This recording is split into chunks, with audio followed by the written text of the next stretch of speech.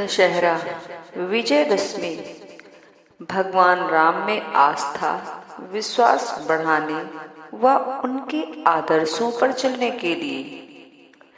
त्रेता युग में अयोध्या के राजकुमार भगवान श्री राम ने लंका के राजा रावण का वध कर विजय सिद्धि प्राप्त की थी। इसलिए इस त्योहार को विजयादशमी के नाम से जाना जाता है।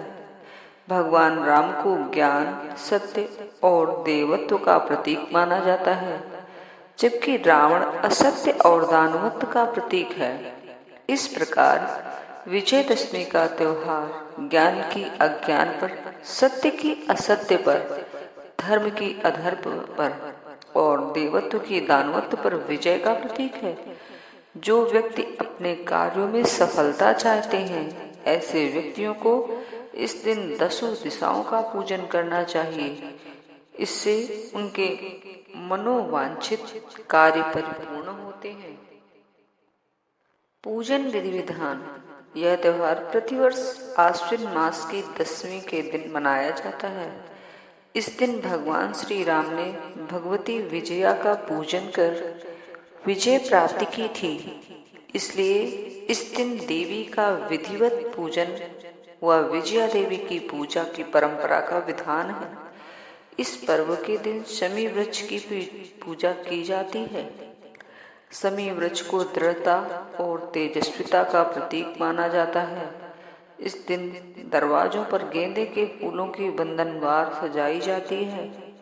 शाम को सूर्यास्त के बाद बुराई के प्रतीक रावण, कुंभकर्ण और मेघनाद के पुतले जलाए जाते हैं। भविष्य पुराण में लिखा है, जो मनुष्य दशहरे के दिन गंगा के पानी में खड़ा होकर 10 बार गंगा का मंत्र ओम नमो भगवती हिली हिली मिली मिली गंगे माँ पावय वाक्य स्वाहा और श्री गंगा स्तोत्र को पढ़ता है, वह अपने सभी पाप कर्मों से मुक्त होता है। एक अवसर पर शिवजी से पार्वती ने दशहरे के त्योहार के प्रचलन व इसके फल के बारे में जानना चाहा, तो शिवजी ने कहा, आश्विन शुक्ल दशमी को नक्षत्रों के उदय होने से विजया नामक काल बनता है, जो सब कामनाओं को पूर्ण करने वाला कहा जाता है। शत्रु पर विजय प्राप्त करने की इच्छा रखने वाले राजा को इसी समय प्रस्थान करना चाहिए। इस तिथि को शमी वृक्ष से अस्त्र शस्त्र उतारकर अर्जुन ने अपने शरीर पर धारण किए थे। जब पार्वती ने अर्जुन के अस्त्र शस्त्र धारण करने के संबंध में जानना चाहा, तो शिवजी बोले, पांडवों के जुए में हारने पर दुर्योधन पर यह शर्त रखी थी कि उन्हें वनवास के दौरान 12 वर्ष तक प्रकट रूप में और 1 वर्ष तक अज्ञात अवस्था में रहना होगा। यदि 13वें वर्ष में उनका पता चल जाएगा तो उन्हें फिर से 12 वर्ष का वनवास भुगतना पड़ेगा।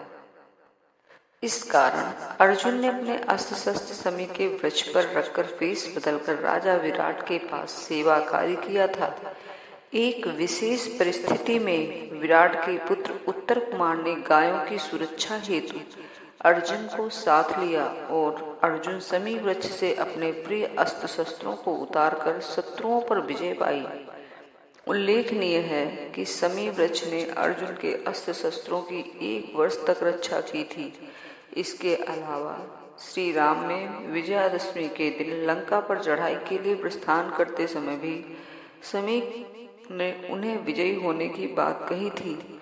इसीलिए शमी का पूजन इस दिन विजय काल में किया जाता है। जय श्री राम।